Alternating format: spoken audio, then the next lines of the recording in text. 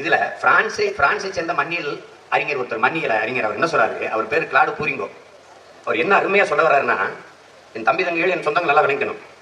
20 லட்சம் ஆண்டுகளாக நம்மை சுமந்த நம் பூமி தாய் சாக கிடக்கிறார்.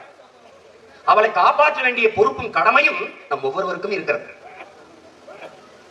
பாருங்க, நாம சிறு பிள்ளையா இருக்கும் போது, சின்ன குழந்தைகளா இருக்கும் போது, நாம வேட்டையாடி கிழங்குகளை உண்ட பருவம். அது ஒப்பிடுறாரு. நம்ம வேட்டையாடி இந்த கிழங்குகளை பறிச்சு விலங்குகளை வேட்டையாடி சாப்பிட்டு இருந்த பருவம். அப்போ இயற்கைக்கு எந்த பாதிப்பும் இல்லை.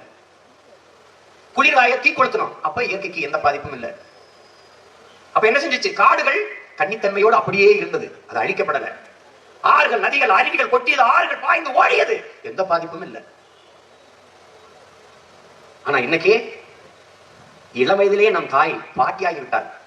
ஏன்? நம்ம படுத்தின பாட்டுல நாசம் பண்ணிட்டோம். புத்தன் போதிக்கிறான், ஒரு தேனி, ஒரு வண்டு பூவில் உட்கார்ந்து பூவுக்கு எந்த சேதமும் இல்லாமல் தேனை உண்டு விட்டு வெளியே வருவது போல நீங்கள் இயற்கையை பயன்படுத்திக் கொள்ள வேண்டும் என்று புத்தன் போதிக்கிறான்.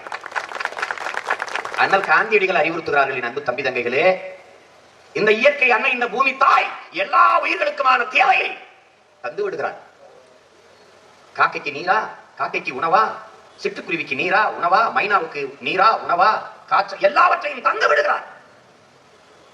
ஆனால் மனிதனின் பேராசைக்கு அவனால் தர முடியவில்லை, தவிக்கிறான் என்று யாரு? அண்ணல் காந்தியடி. இது ஒரு கொடுமை.